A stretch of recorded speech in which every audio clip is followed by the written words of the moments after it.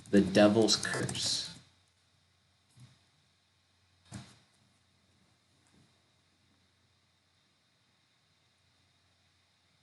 Come on.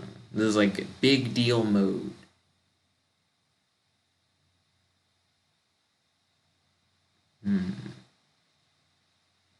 You and Zaina make eye contact as Tanya finishes casting the spell. In unison, you both ask, did it work? Tanya's face shows no emotion, but her eyes water, and she blinks multiple times as she looks down at the floor. Hey, I don't know what that means. I'm gonna ask Tanya if she successfully broke the devil's curse.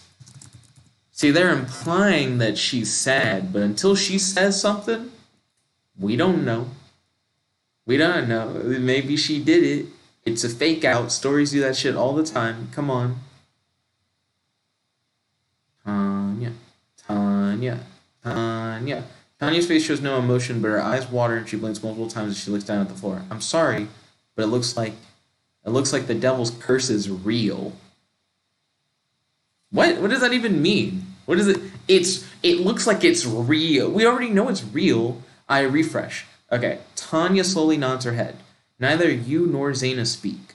The only sound in the room is the crackling of the fireplace. Tanya makes eye contact with the pair of you before sitting in one of the chairs in front of the fireplace.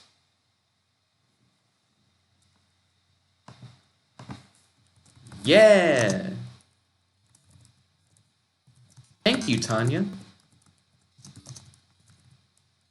I appreciate you helping us break the curse. Are you okay? It looks like that spell might have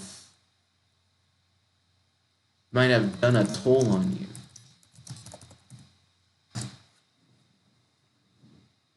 I'm not sure if done a toll on you is right. Like, if that's like how you're supposed to say it. I just mean to say, it looks like it messed with her to do the spell. I think it's took a toll on you. You don't say done a toll. Took a toll. Tanya smiles and responds, yeah, I'm fine. I just need a little rest. Tanya doesn't want to talk anymore, so the pair of you sit in silence for a while. You're worried about her well-being, but you don't want to bother her. Ooh, that's rough. And we don't even have like another magic person to help Tanya, because I would just try and solve her problem with magic too. Okay. You, Tanya, and Zaina are in your room at the inn.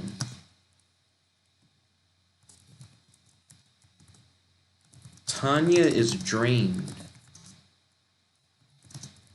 due to having... Oh, I know what to do. Due to her breaking the devil's curse with her magic. You want to find the devil's ashes. Okay.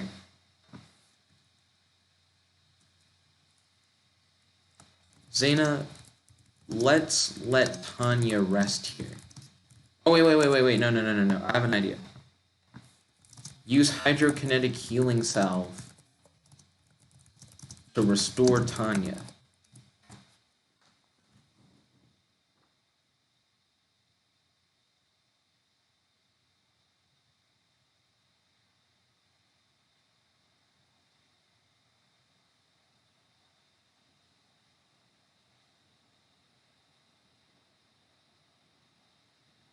You use the salve on her cuts and scrapes. Her face becomes soft and her eyes have a new spring in their step. Thank you for your help, she says with a smile.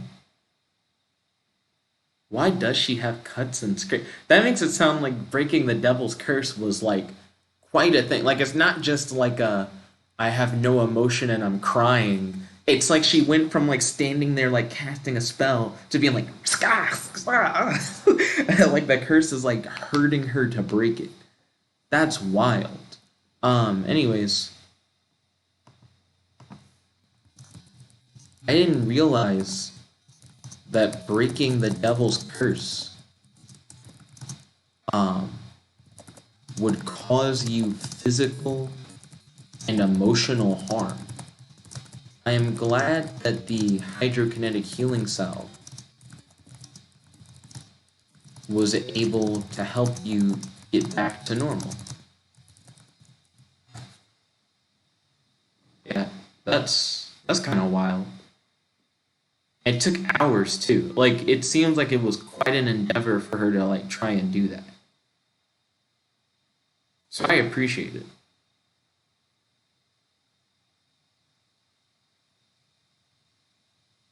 Tanya looks at her hands. I've had those cuts and bruises for years. What's a couple more? She says with a laugh.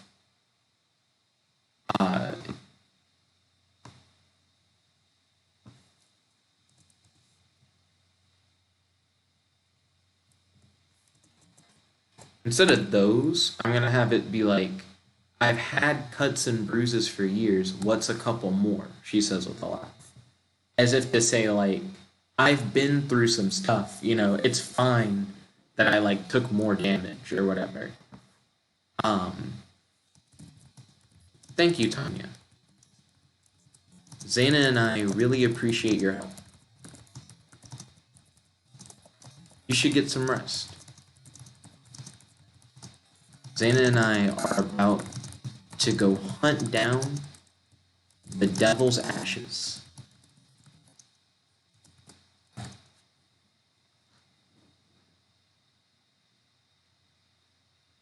Okay, so the devil's ashes are probably worth like tons and tons of gold. It makes sense for someone to try and steal them. Tanya leaves the room. Zaina stands up and asks, so what do you think of Tanya? I think that Tanya is a good person who is really nice and cares about people, you reply. Zaina sits back down on the carpet. Okay. I'm going to command Zaina to cast a locator spell to track down the devil's ashes.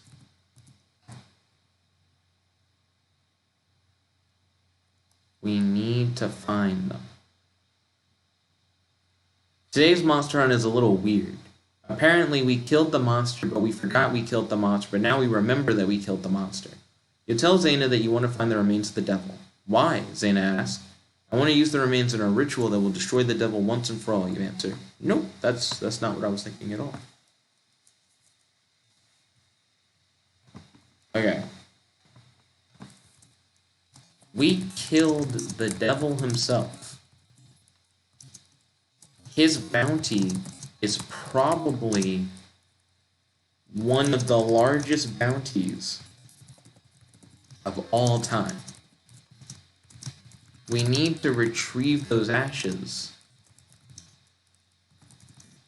so that we can claim the bounty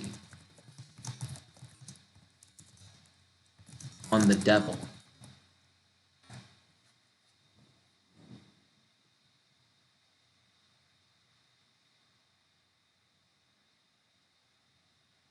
Zaina takes a drag from a cigarillo. What?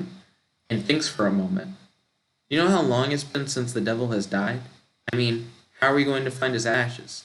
He could be in 1,000,000 pieces or more already, Zaina says. I'm sorry, that was really weird. For one, no, I don't know how long it's been. We lost our fucking memory earlier, Zaina. And two, where'd you randomly get a cigarillo? I'm gonna refresh that.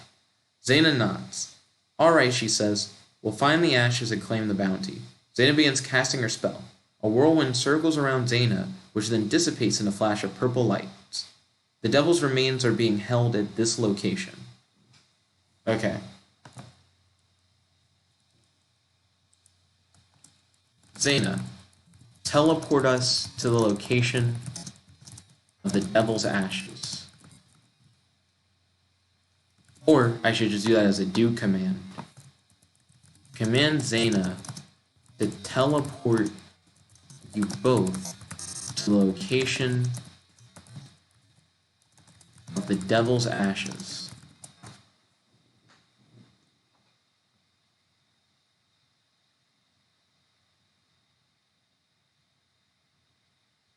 I imagine if someone was to like steal the ashes, they'd want to like sell them for money. Okay. You and Zaina are on a hunt for the devil's ashes. Zaina teleports the pair of you to a large dark room. There are several people inside the room, surrounding a hole in the floor. You hear a baby crying from inside the hole. A man climbs out of the hole and looks at you.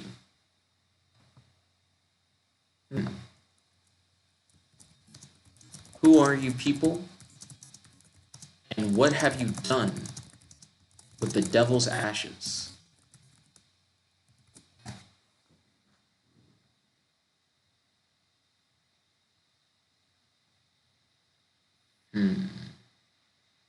This is going to get weird real fast. I'm a paladin, and these people are looking for the devil's remains. We found them, but then we took a vote to decide what to do with them. You wouldn't happen to know where they are, would you?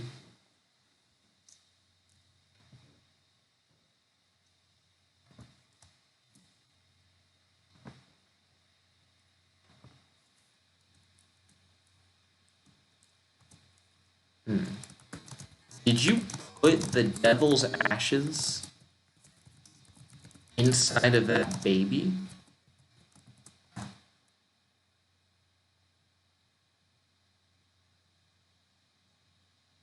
This is gonna get weird. That's enough. Just tell us where the devil's remains are so that we can go, the paladin shouts. What?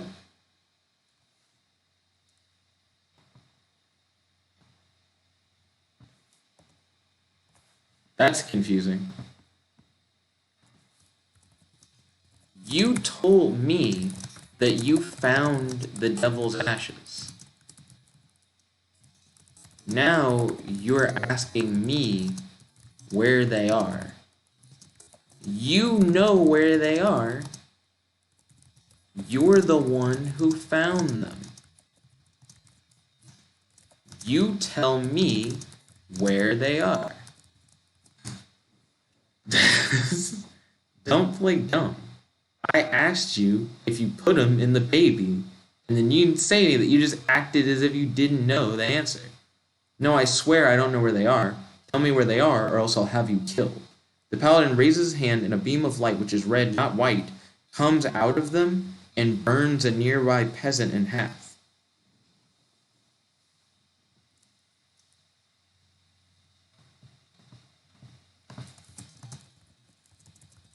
Are you a paladin of the devil? Excuse me? Is that a thing? Is that such a thing as a devil paladin? Are we about to fight a devil paladin? Well, of course I am. Doesn't everyone belong to the devil?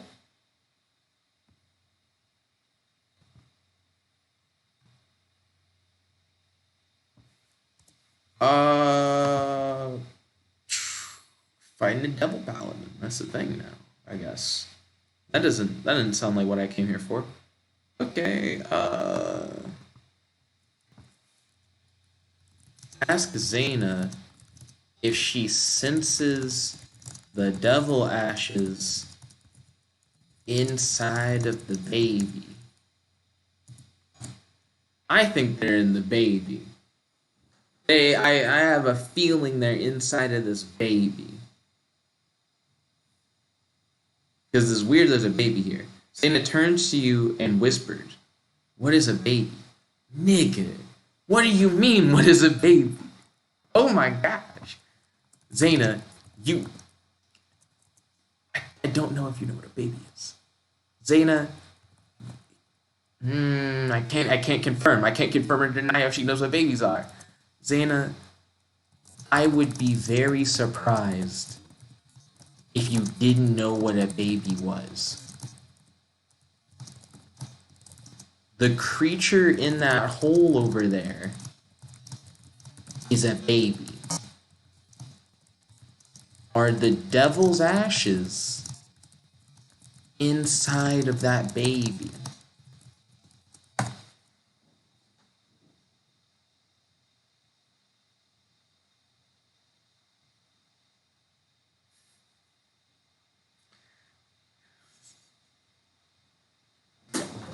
Dang it, they did put it in a fucking baby. Okay, cool. You're in a dark, I guess you and Zaina are in a dark room with a devil paladin, strangers, and a baby full of devil ashes. Cool. Yes, they certainly are. The paladin walks over to Zaina and takes the box out of her hand. Zaina's still holding on to an empty-ass box. Devil paladin. I know you put the devil's ashes inside of that baby. Why? Yeah, why is fine. That's a good ass question. Are they trying to like rebirth the devil? How could you even suggest such a thing?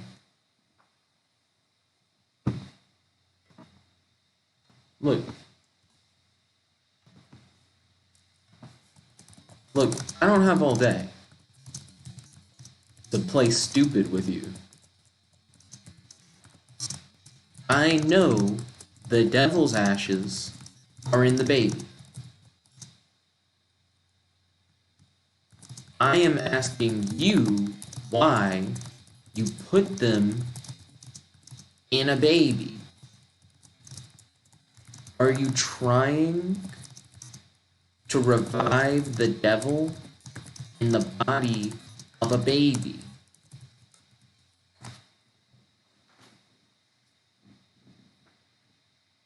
You can't just tell me you're a devil paladin and tell me you were looking for the devil ashes and there'd be a baby in a fucking hole and you tell me that you didn't put the devil ashes in the baby.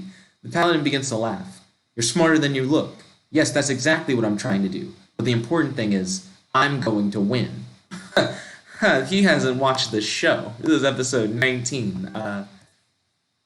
So, listen up, y'all. Because this is it. The beat that I'm bringing is dumb as shit. Okay, let's see. How am I going to kill this dude? You ask the devil paladin for his full name. What's your full name, devil paladin? I'm gonna add you to the world info after I like murder the shit out of you.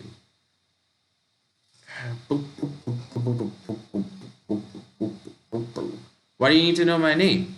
He's stalling. The paladin says very well. My name is Ragnar.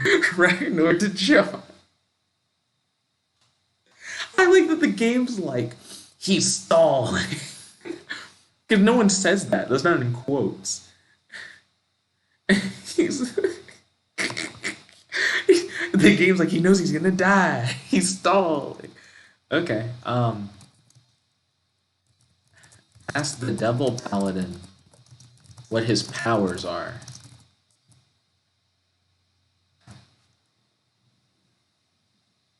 Yeah, what can you do? I saw you fucking cut a peasant in half with some red light.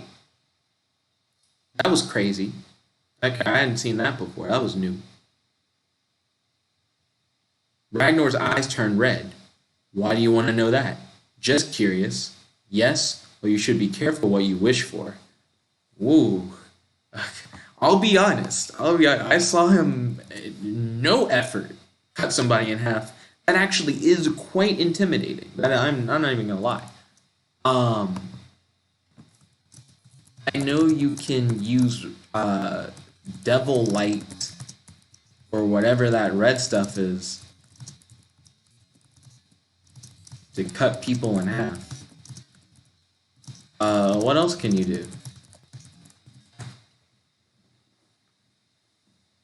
I don't know. I'm not too afraid of him just straight up killing me. I've noticed that people are willing to talk if you talk to them, even though they should probably just kill you. I wield the destructive power of fire. Have you ever used it to make a person's skin melt off? Maybe. Do it to me. When you're just thinking to yourself, like, why would you ever say that? I'm not going to ask him that. Why would I want him to melt my skin off? Am I fucking crazy? Is it like hellfire or something?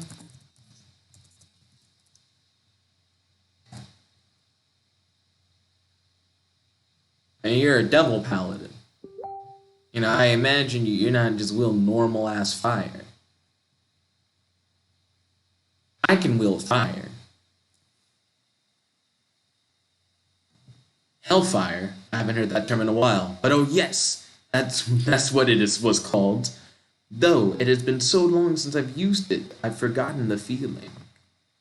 What? The fuck you mean? You cut a peasant in half with some light.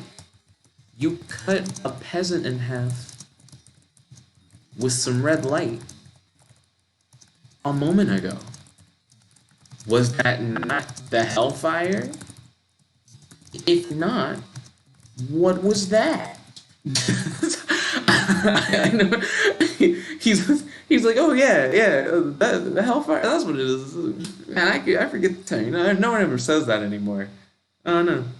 The peasant rudely interrupted us. Though now that you mention it, his death did feel good, odd. And the red thing, I have no idea what you're talking about. But if you say it happened, then I trust you. This guy, I can't tell if he's dumb. I feel like he's dumb. I feel like he might be like super dumb. Like maybe the dumbest person I fought. So I know his name. I know that he has power over hellfire or whatever. And he's trying to like recreate the devil in this baby. By putting the devil ashes in the baby. Does that mean I have to kill the baby?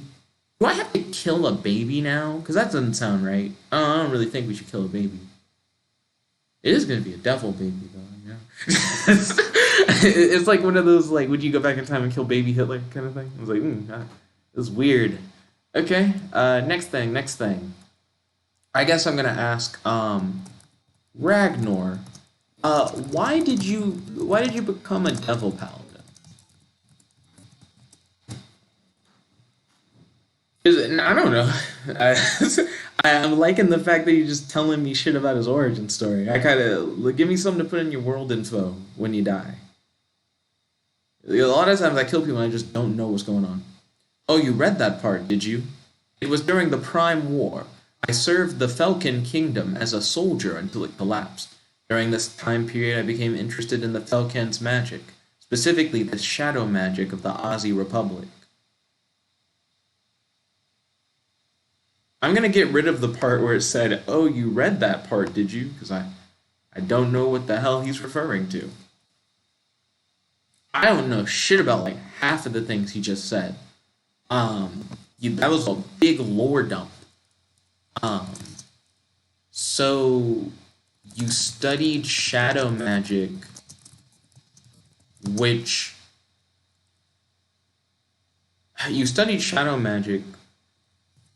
made you turn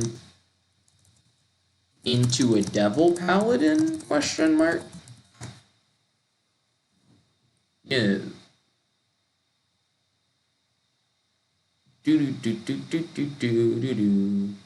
That's an oversimplification, but essentially correct. Nope, that's just kind of what I asked. I think you gave me too much lore with like no context before. But okay, cool. And it just gave you hellfire. I mean, I can manipulate fire. I could like fire v fire this guy. And I guess I don't really know how I want to get rid of him.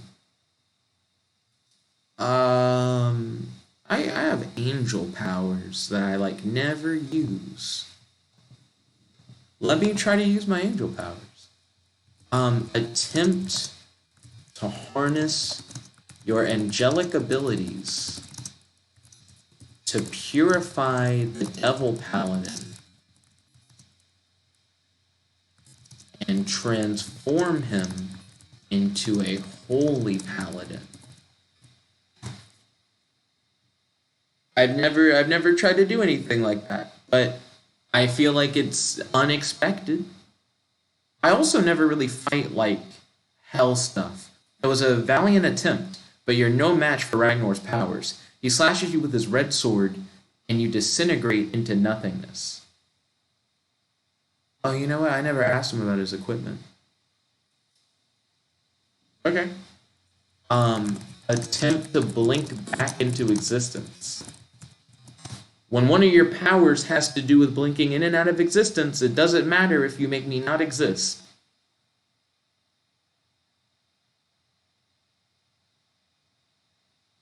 Unfortunately, you are still nothingness. Oh shit. Ooh.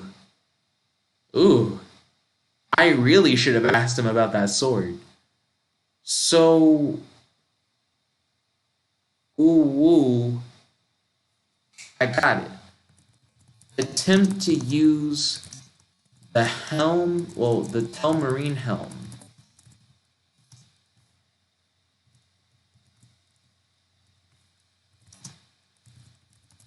To restore your physical form.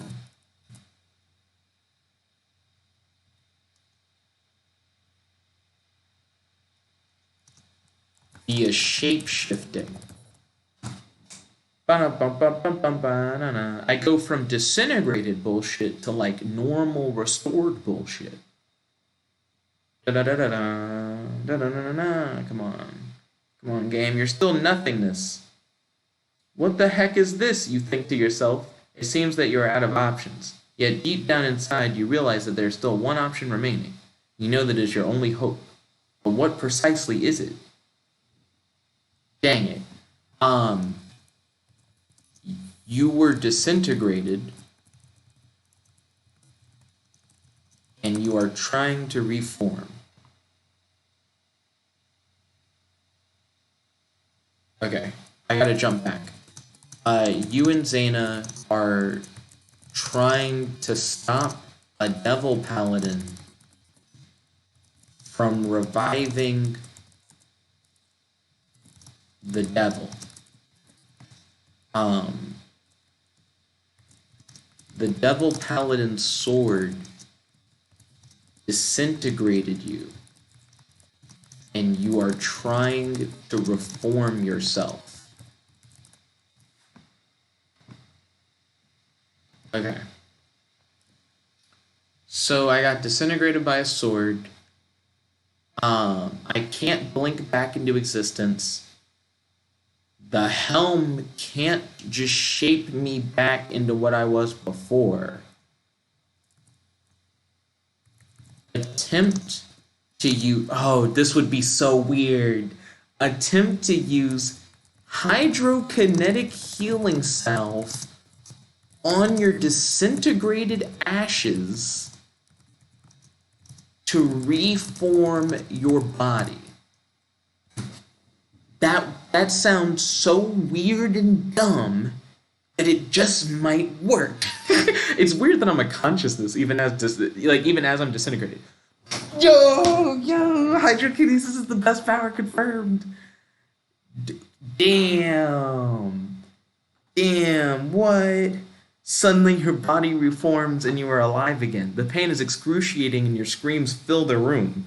Ah, you're back, Ragnar joyfully exclaims. I didn't think that would actually work. Woo. Okay. Hold on. I almost want to thank him. I didn't know I could do that. Okay. I'm gonna ask... Yo, hold on. Ragnar, what power does your sword have? That lets it just disintegrate people?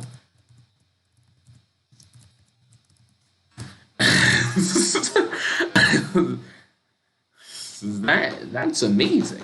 That's probably the best weapon in the fucking game. It's lost technology from the tech war. It's called a plasma sword. Oh shit. Oh, ooh. Okay. I should have asked about his equipment then. Damn. What kind of armor are you wearing? And what does it do? It's good to ask these questions. You guys are probably at home like, why are you asking all these questions? If you don't, you get disintegrated with a sword. With a plasma sword. My boy had a lightsaber, I didn't know. A lightsaber that just disintegrates you. This is Spectral Armor, and it protects me from most types of physical and magical attacks. Oh, gosh. This guy...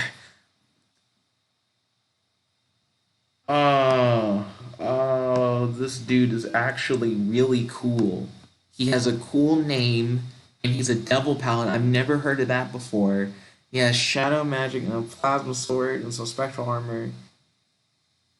How am I gonna kill this nigga? So he's immune to magic.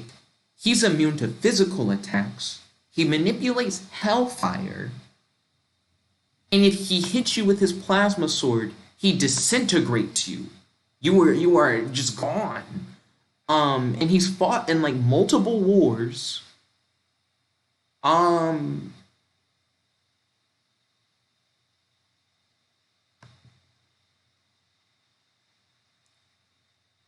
I could use the manipulator's jewel, but that seems cheap.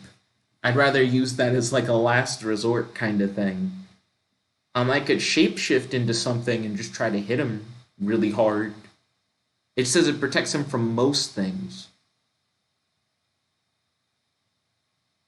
Spectral armor. Spectral. Yeah, hold on. How does spectral armor work? Knowledge is power. He just needs to tell me how it works, and then I should be able to, like, counter it. Besides, if he hits me with the sword again, I'll just regenerate myself. I'm too ready. I'm actually not sure myself. All I know is that the spectral helm can see ghost, and if you're a ghost, it can also make you solid. When I wear the armor, my body becomes incorporeal. Oh, it can also protect me from most physical and magical attacks. Oh shit! He can see ghost, manipulate hellfire. He can hit ghost, that's wild too. He can hit ghost. And his plasma sword disintegrates people, and he's fought in multiple wars? So I would... Wait.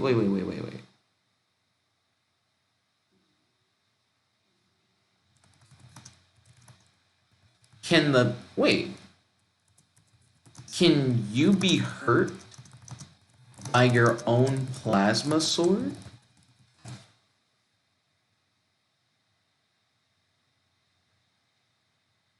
Yeah. Plasma sword straight up disintegrates fools. Yes, though only by a few types of metals. Why do you ask? Ragnar asks. Yes. I don't know what he means when he says, though only by a few types of metals. Get rid of that part. That doesn't make any sense. He can just say yes.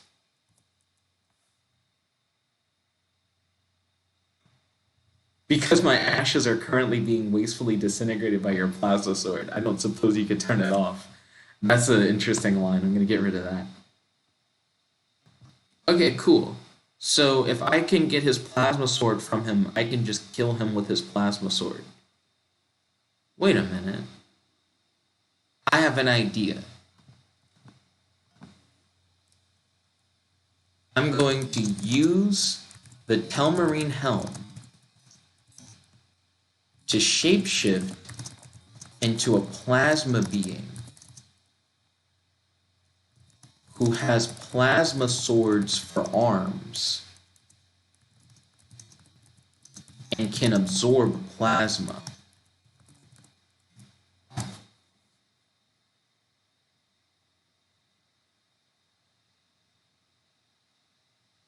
Okay. You become a terrifying abomination. Unfortunately, you realize that your transformation has been all for naught. You are quickly disintegrated again by Ragnar's plasma sword. Well, the story summary is still accurate because I just got disintegrated a second time. Plasma mode was not a good idea. I thought plasma mode would be able to beat Ragnar. Back to the drawing board. Okay. Restore yourself back to normal using hydrokinetic healing salve. Excuse me.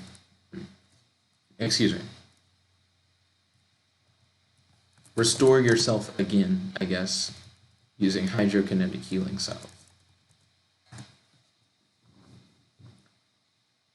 I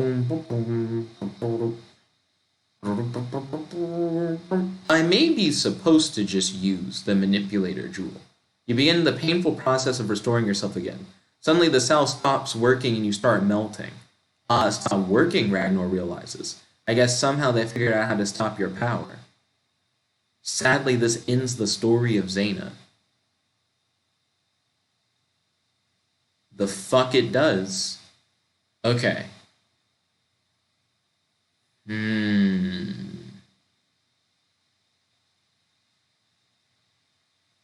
Do I have a healing potion?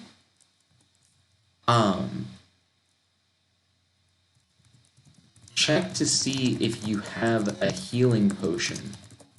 And if so, quickly drink it to finish restoring your body.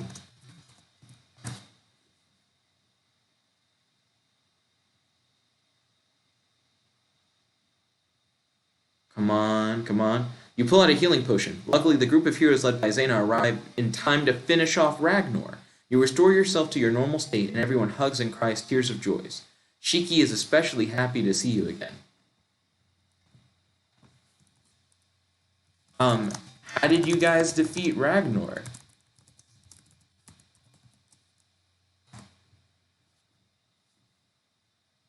And also, who the fuck is Shiki? They're like, a new character especially is happy to see you again.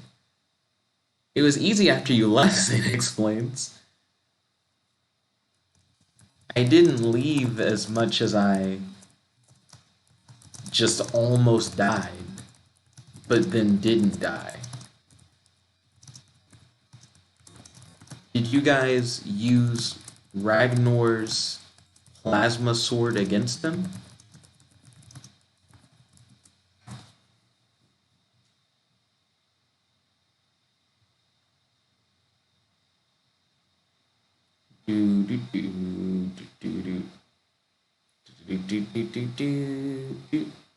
Huh, yeah. I mean, after it stopped working, it was still good for beating him, Zaina explains.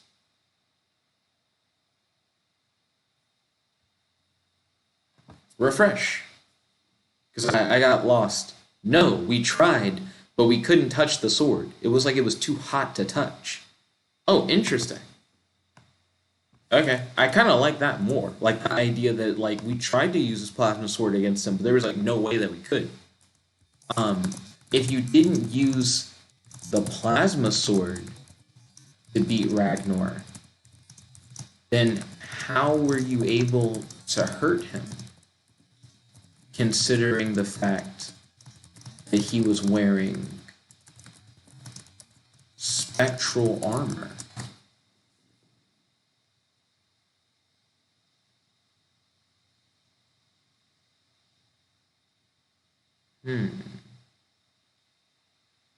I have a gift. Zaina slowly pulls back her hair to reveal a third eye.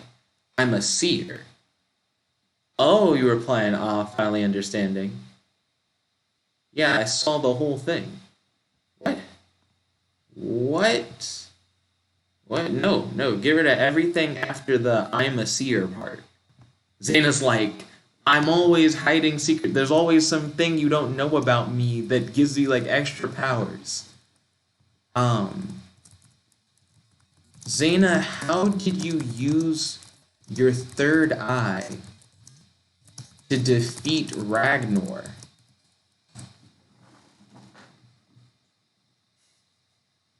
The game's just like, Zaina pulled out some bullshit. I've been training it since I was little, and lately it has gotten very strong. So I looked into Ragnar's future and saw that he would die next second. Then he did. What? No. I looked into the future and I saw that he was gonna die. And then he just died. It was just his time to die. No, I'm actually not gonna accept that. There's no way. Hold on.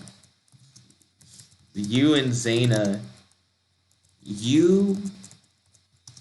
Zaina, and a group of monster hunters have defeated the Devil Paladin. Um, there is a baby full of the devil's ashes.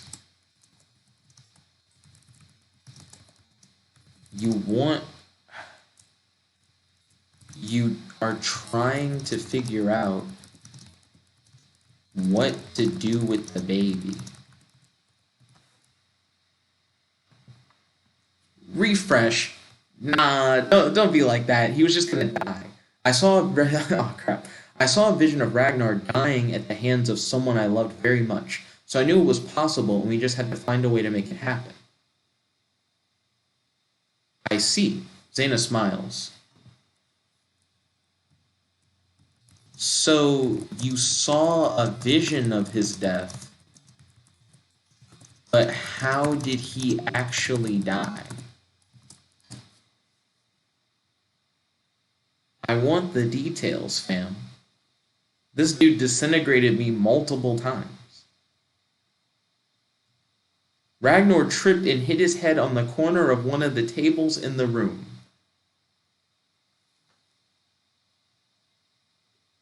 I just have a flashback of him saying, "My spectral armor protects me from most physical and magical attacks." Refresh. I won't accept that. It's funny. I won't accept that. I'll show you. Zaina lifts up the top half of Ragnar's body and walks it over to you. A large gash from his chest to his belly divides the zombie's torso. This is how he died.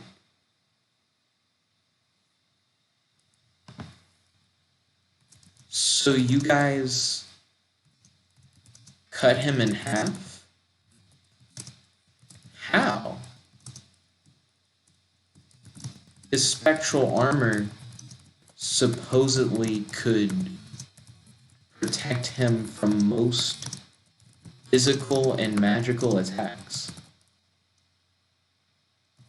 Also, he was a zombie? That actually makes sense.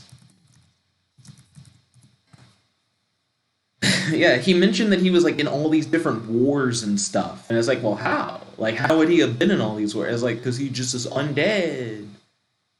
It was the most ingenious plan, cheers Zaina. We came in with a shield of boulders to block off his sight, sound, and aura perception. Then he was vulnerable. I didn't know it would be so easy. Zaina starts to laugh uncontrollably.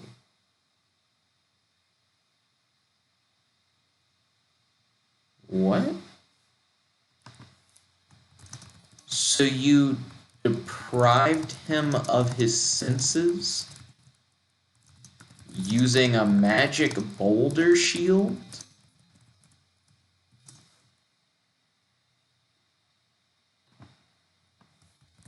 Did you then remove his armor while he was blinded?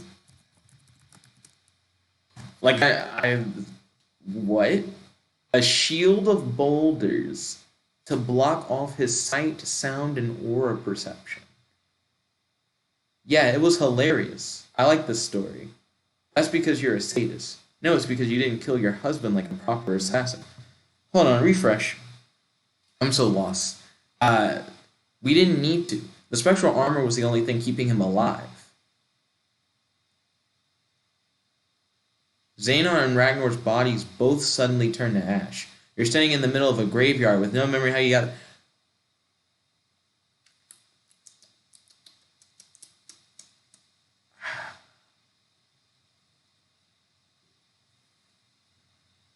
Jump back. Revert the question about the boulders. Refresh the boulders, because the boulders thing didn't make sense anyways. Okay, so we went back to, you say, so you guys cut him in half. How? His spectral armor supposedly could protect him from most physical and magical attacks. Also, he was a zombie. That actually makes sense. Well, we tried to chop him in half when he wasn't looking, but he noticed us and his spectral armor protected him, so I had an idea. What was the idea? I told you I had a gift, right? I can travel into the future. She's like, I didn't just see a vision of him dying. I went forward in time.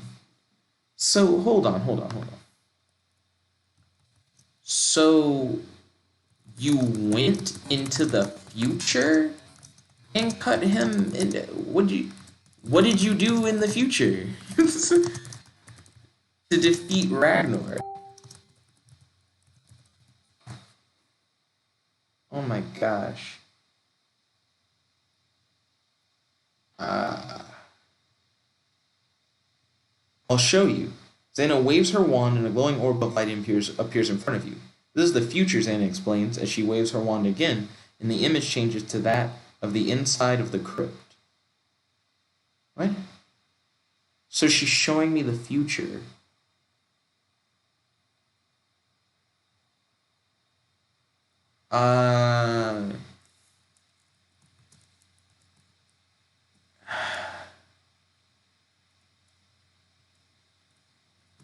Tell me more.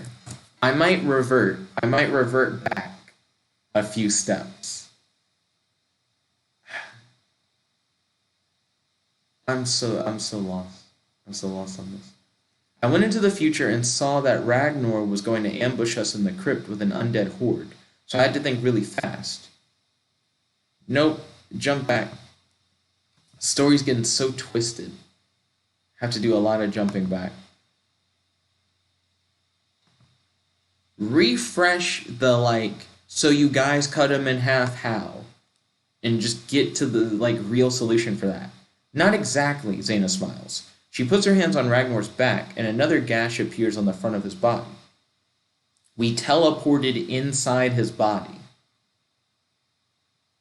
That actually sounds kind of cool. Wait, what? So you teleported yourself inside of Ragnar, which caused his body to burst in half? That would explain why I didn't see what happened. Correct. But wait, there's more, Zana explains. Zana puts one of her hands on the bottom of Ragnar's body. The other hand she places on your shoulder, and everyone else's except for yours. That doesn't make sense. I'm gonna get rid of that last part where she's putting hands on everybody's shoulders somehow, but this bitch only has 2 hands.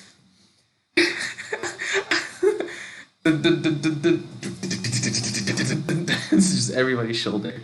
Let's see, correct. But wait, there's more, Zana explains. Okay. What more is there? Didn't Ragnar just instantly die when his body burst in half?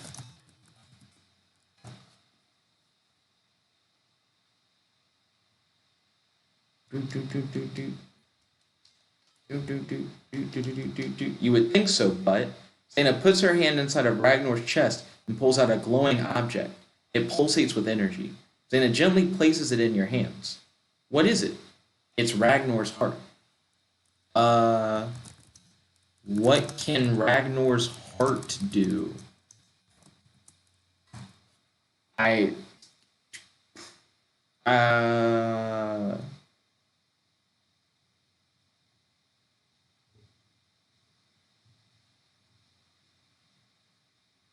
It grants the holder powerful magical abilities for a few minutes.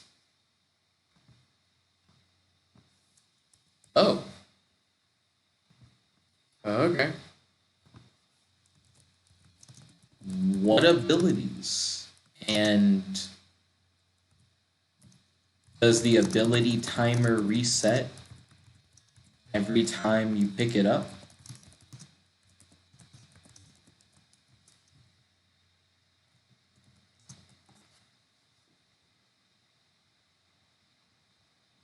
This is so weird.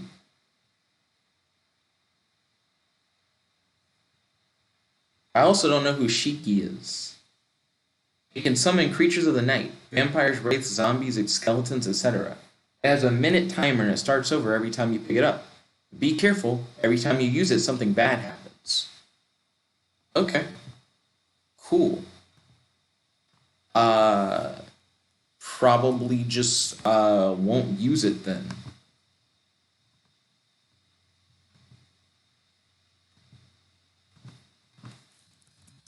Good to know. We should take that baby to the MAD so that we can claim the bounty on the devil. The devil's ashes are inside of that baby.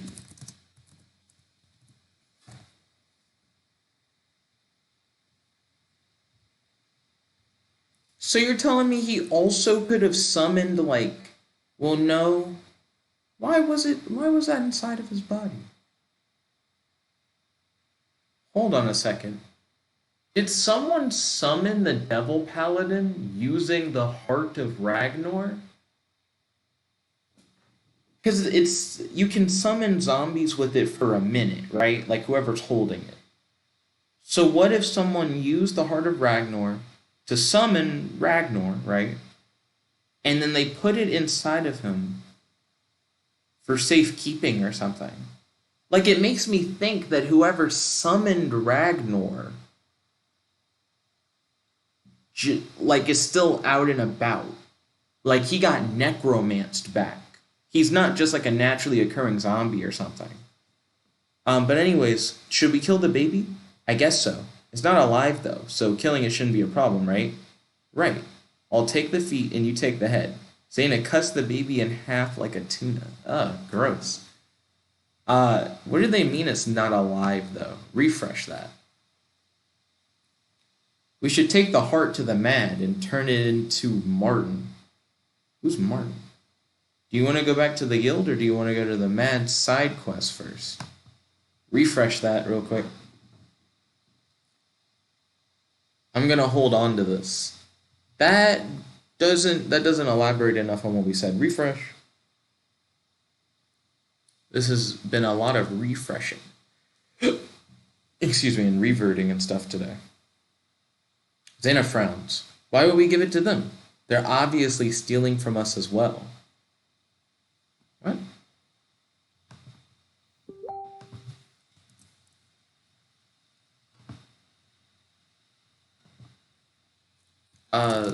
The Mad isn't stealing from us. They actually regularly pay us bounties.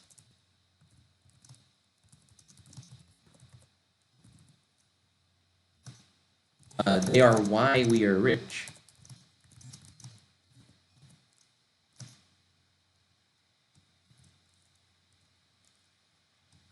Let's see.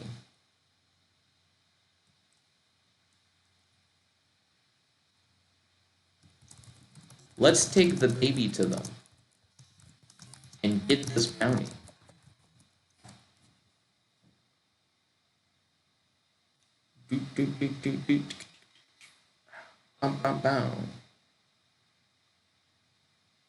I guess that makes sense. The areas around here are extremely poor, so the Mad is the only one who can actually pay out any bounties.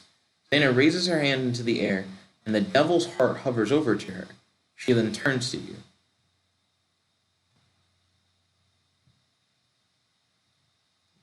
The devil's heart.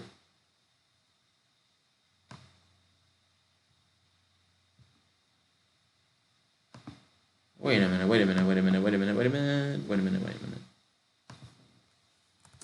Hold on. Was Ragnar's heart the heart of the devil?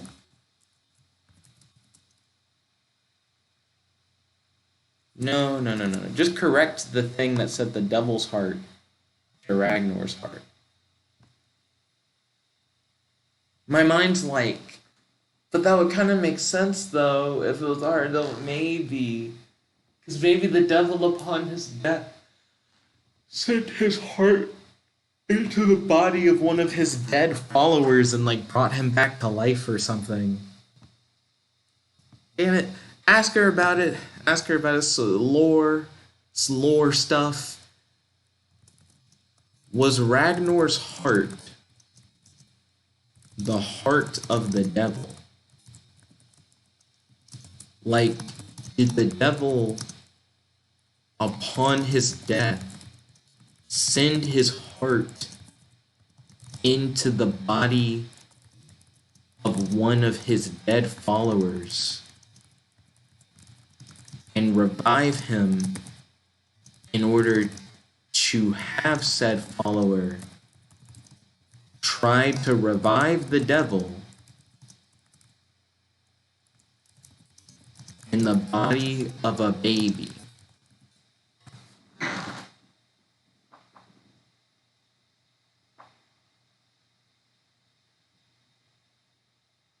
It's one of those things where if they don't say yes, it's just like, the fuck? Well, that's the rumor. The rumor is extremely unlikely to be true. It was probably just a human heart that Ragnar happened to have.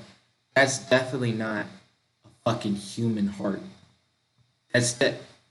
Dude, we just explained that the heart has all these dumbass powers. I don't know. Zaina moves to stand next to you. But I heard the devil was huge. This heart is tiny. What do you mean heard? We were there. We fought him. We took the memory restoration potion or whatever. Well, I took it. Okay. That's the story. I just refreshed it again. That's the story. It's insane and stupid. You enter Melkar's house. Nope, we're not going to Melkar's house. I don't need to go visit Melkar. I'll accept that's the story. It's insane and stupid. Because at least it makes sense. So, Zaina wanted a portal to the realm of the dead for some reason. But she kind of forgot why she wanted that. So she had Bartleby make a spear called the Demon Spear, and we took a fairy circle to go to the realm of the dead to kill the devil, and we did using the Demon Spear. When we killed the devil, he fell to ashes, but he sent his heart into the body of a fallen soldier named Ragnar, which turned him into a zombie devil paladin. Meanwhile, Zaina took the ashes of the devil and stored it in a box which she kept in her room, which the devil paladin zombie must have gotten his hands on and then put inside of a baby in an attempt to revive the devil. So then, in our search for the ashes, we went and found him, beat him, took the devil's heart, which is the magical artifact that can be used to, like, summon creatures of the night, but whenever you use it, something bad happens, which wouldn't be a bad thing for the devil, actually.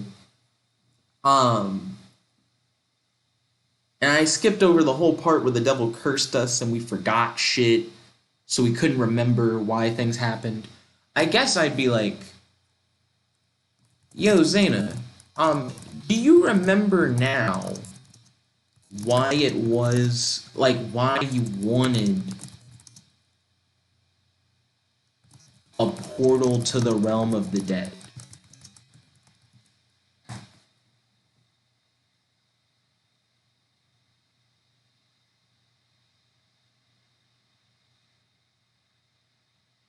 Because the curse that erased our memory.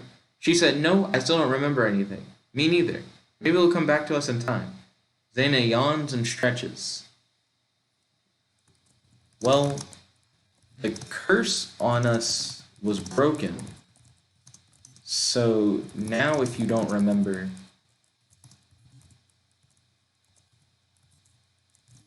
it is just because you have a shitty memory.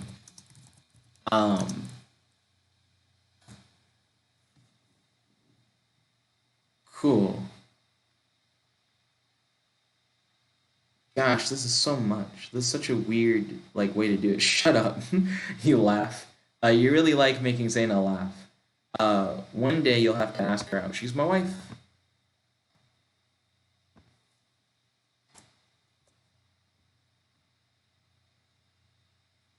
Let's see.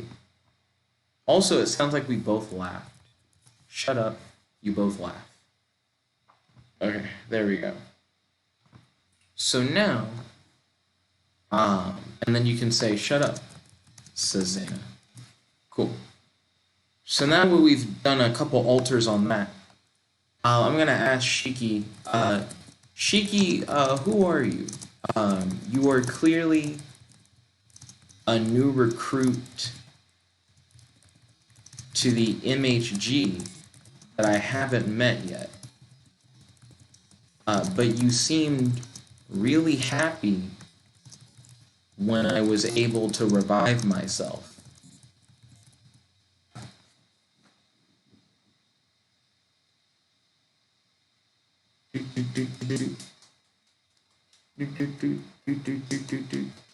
This episode's really long. Was I? Yes. I honestly don't remember that, but if you believe me, then it must be true. Shiki smiles and shrugs. Was I? Yes. I honestly don't remember that. But it should say, but if I believe you, then it must be true.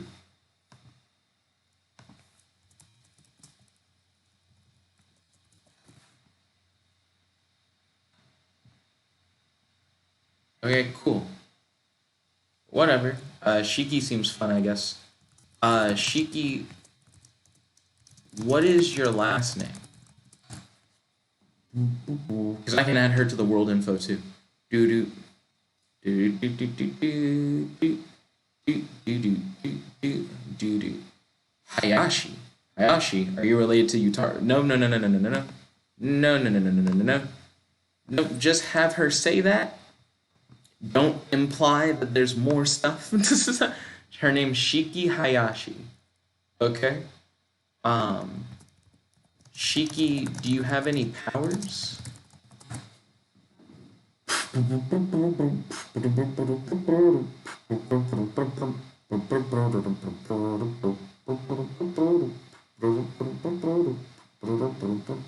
Shiki thinks for a moment.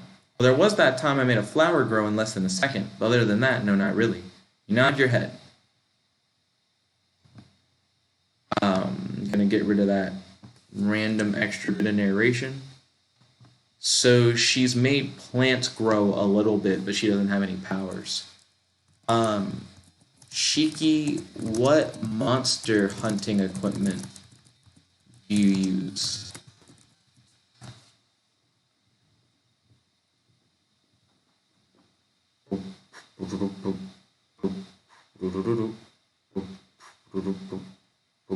She thinks for a moment. A gun. This one here. Shiki points to her rifle that is leaning against the side of the devil's heart. You pick it up and have a look at it. It seems to be in perfect condition. Okay, so she has a gun. She's like, I just shoot monsters. Fair. Okay. Shiki uses a gun. Shiki, what kind of armor do you wear?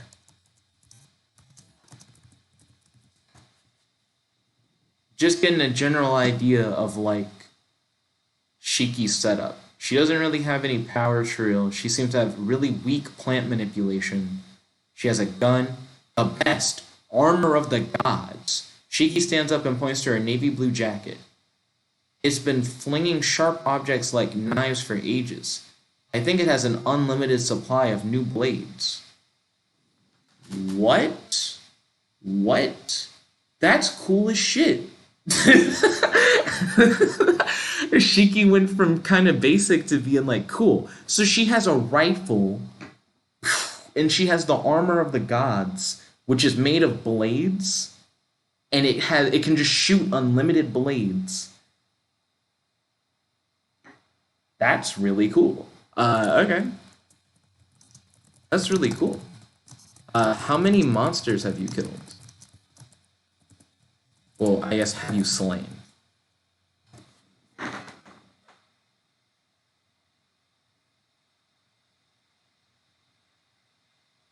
Yo. This is such a long session. I think it's between 3 and 4 dozen. Shiki makes a really confident face. So, new recruit, now that you have all the information you need about Zaina and I, it's time you tell us about yourself. Zaina laughs. I'm going to get rid of that last part because Shiki's telling me a whole bunch of shit about herself. So I know she has weak plant manipulation, she has a rifle, she's killed 3 to 4 dozen monsters, she has the armor of the gods, which is made of an unlimited number of blades that she can shoot, but it also looks like a navy blue jacket, so it's fashionable as fuck. She just has a cool design. I actually really like that. Cool. Cool. So yeah, that's all I wanted to know about Shiki. I'm going to pick up the baby full of devil ashes and check to see if the baby is alive.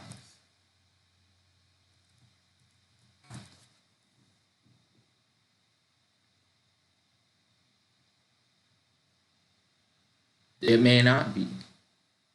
The baby begins to move. It begins to cry. You check to see if the baby is male or female. It's a little hard to tell. Then it dawns on you. You can ask Zaina about this. She didn't know what a baby was. She didn't know what a baby was a few minutes ago. That seems like a really weird setup. Okay. Damn. Check to see if you can sense the aura of the devil coming from the baby.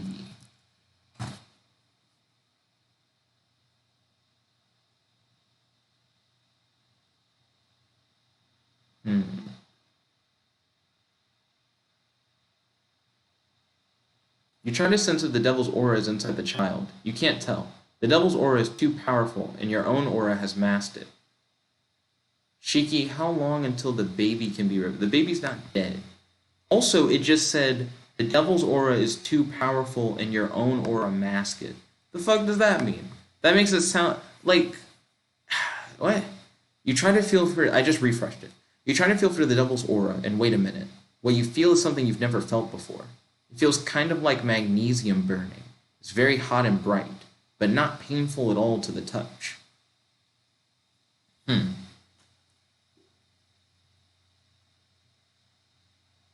trying to figure out if we should raise the baby. Like, should we raise the devil as our own and have him be a monster hunter?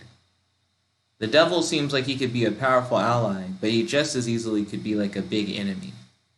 I care about the bounty. I'm taking this nigga to the bounty office. Okay, so you take the baby to the Monster Awareness Division to claim the bounty on the devil.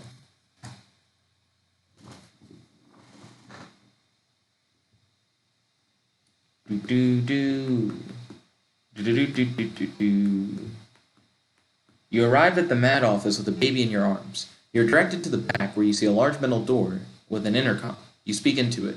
Hello? Who are you? I am Jet Starlight. I am the head of the MHG. I am here to claim the bounty on the devil. I have the devil's ashes here inside of this baby.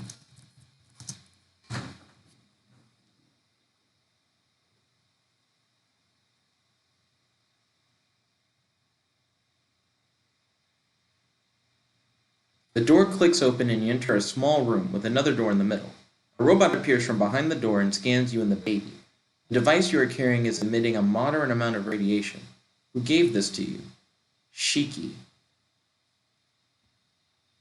Let me get rid of that last part that says Shiki. Also, hold on, device I'm carrying. What? Wait. Device. Are you talking about this baby? Or... Are you talking about this baby? You need to be more specific. I have a communicator. I have a telmarine helm.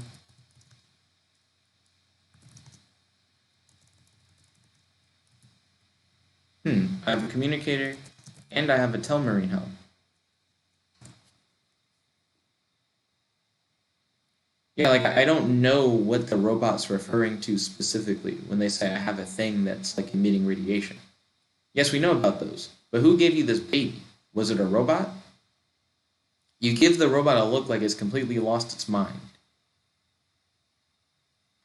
Okay, let me get rid of the "yes, that's what I thought" line or whatever.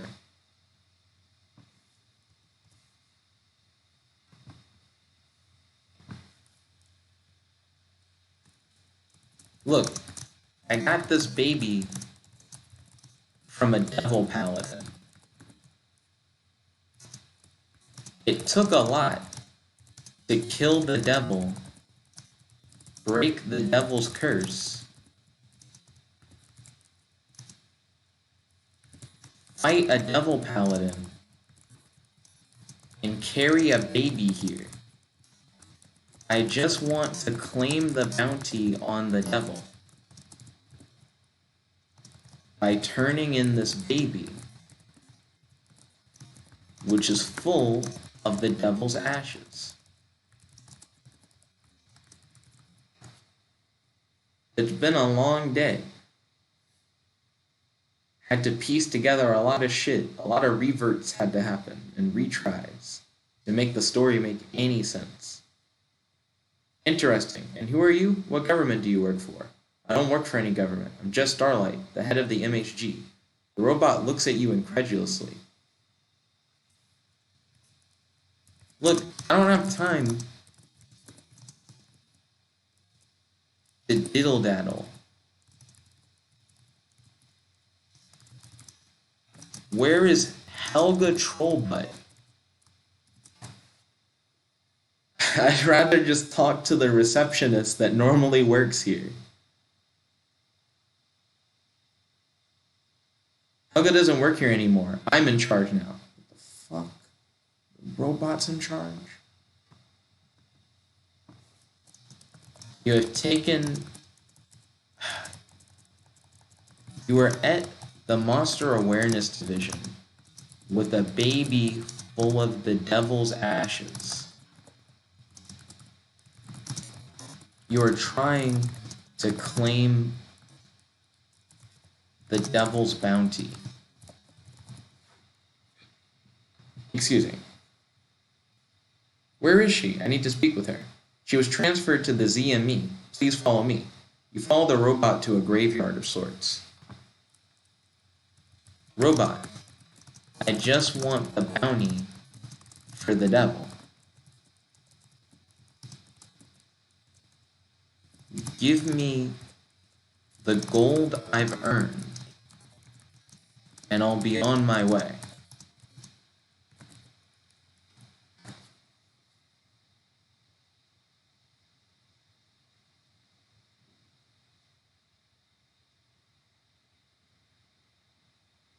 The robot looks at you. You don't understand, do you? You have been dead for days. No pulse, no brain activity. I'm pretty sure you are a vampire.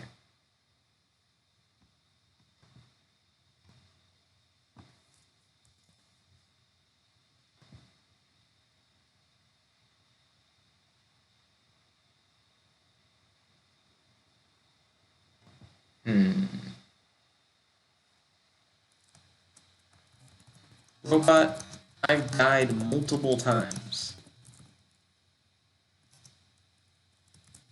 Death doesn't really mean much to me anymore. I literally survived being disintegrated twice today. I don't care if I don't have a pulse. Just pay me the bounty that I've earned for killing the devil.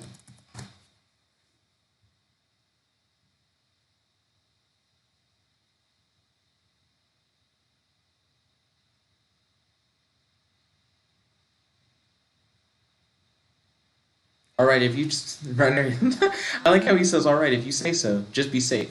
I'll be transferring you to a special place for dead heroes and villains. There, someone will evaluate your worth as a person. It will be done quickly, and then you can be returned to your home. What? Why do I have to do all that? Just let me claim this bounty. I don't need to be judged. I never had to do this before. When I died the first time. Or the second time.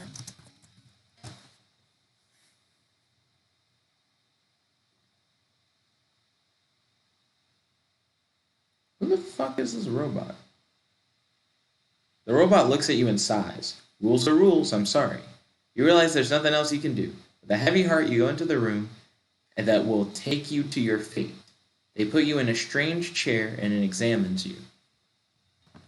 Ah. It has been a long day. I just want to claim this bounty.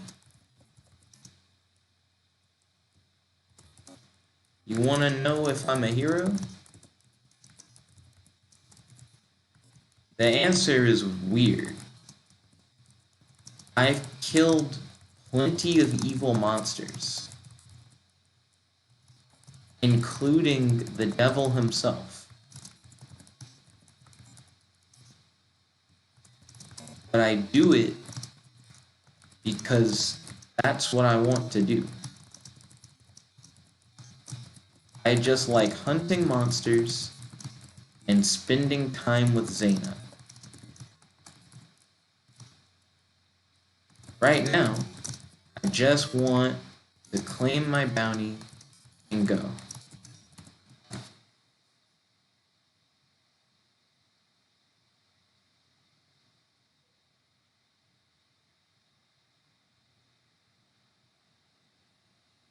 The computer scans you. It's just like Zaina said. You killed the devil and his whole army of demons. You also killed General Kittler and his undead army. You saved the land from destruction several times over.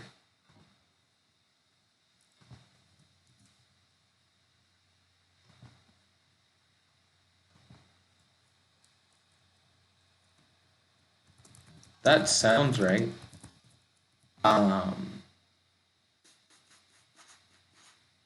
Trying to remember what Ragnar's last name is. Also, I didn't kill Ragnar. Zaina killed Ragnar.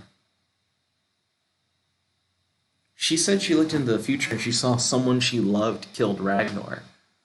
Turned out the person she loved was herself. Because she's the one who killed Ragnar.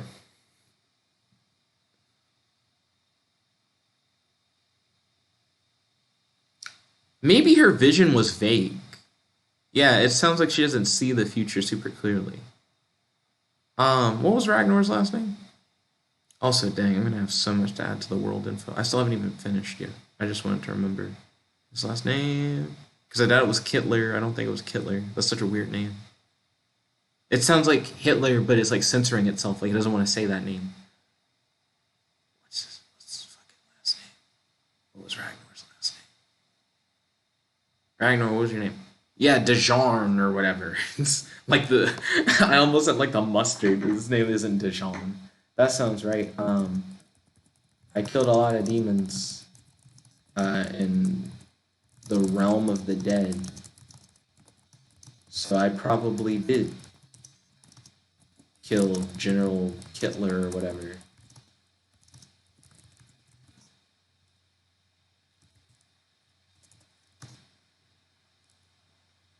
Let's see.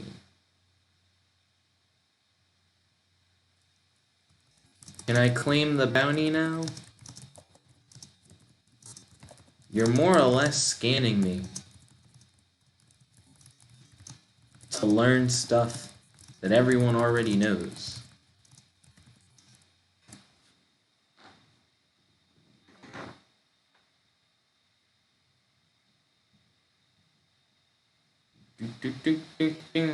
The computer analyzes your information and creates a holographic image of you in front of it.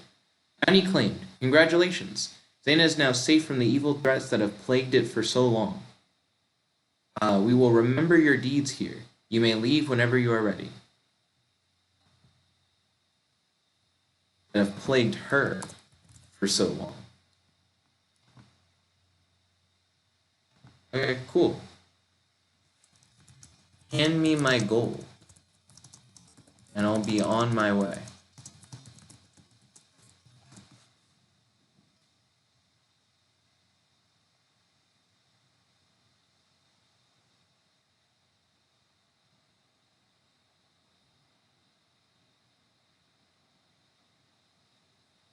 The computer complies with your request. Here's your payment for the bounty. Thank you for claiming it. In total, you have been awarded 2,000 gold pieces.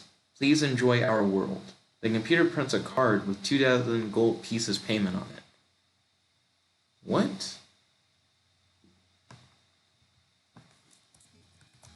You have just claimed the bounty on the devil. Why is this bounty so small? I killed the devil himself. He should be like the largest bounty. He should be worth billions of gold.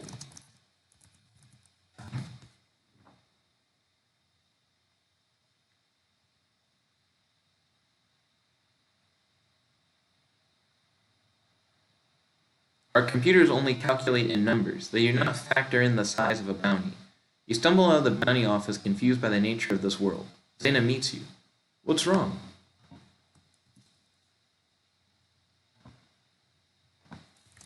The MAD uses robots now.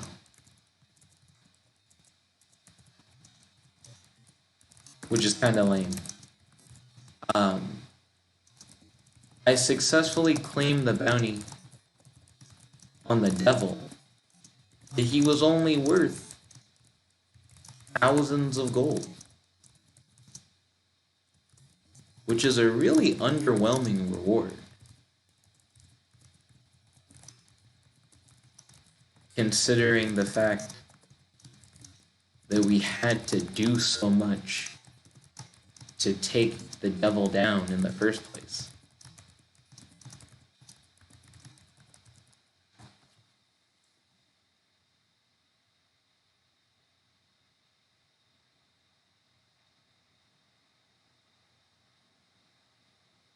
That is weird. I'm glad you got your reward. A lot of people were counting on you. You enter Zaina's shop with her. The place is empty for once. I want to show you something in the back. Zaina, you keep having random jobs. Random jobs. You have a variety of hobbies and random secrets. You're always unpredictable, but in a fun way. I am glad that we have killed the devil. The bounty might have been small, but I am glad to see you happy and no longer afraid of being attacked by demons.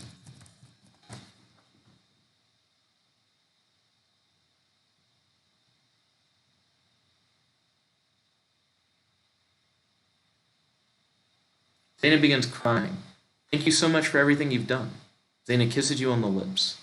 I always knew you were a good person. I think I'm starting to have romantic feelings for you. You are now engaged to Zaina. I'm already married to Zaina. So I'm going to get rid of that part where it's like you're now engaged to Zaina. I imagine you do have romantic feelings for me. We are married after all. What was it that you wanted to show me?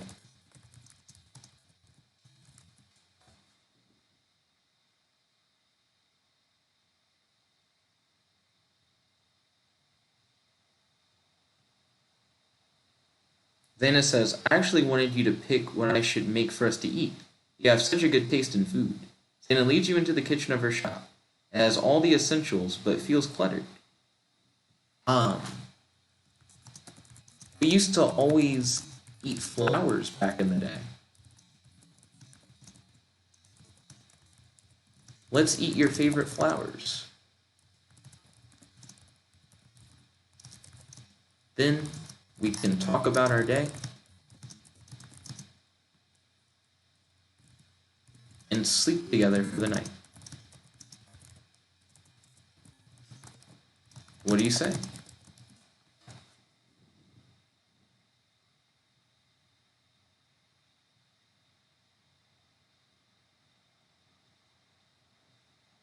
Zaina agrees. You both gather flowers and proceed to eat them while talking about your day. Zaina then proceeds to lead you into her bedroom in the back of her shop. The two of you lay down on a bed and talk about your day before drifting off to sleep. Okay. Interesting. I don't know. Zaina having a shop sounds fine. It's better than her working as like a bartender at the inn, which is just kind of random.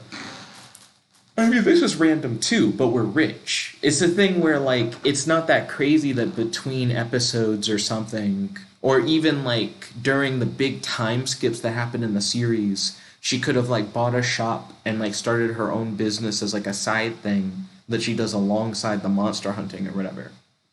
So I'm fine with her having a shop. I actually really liked the end.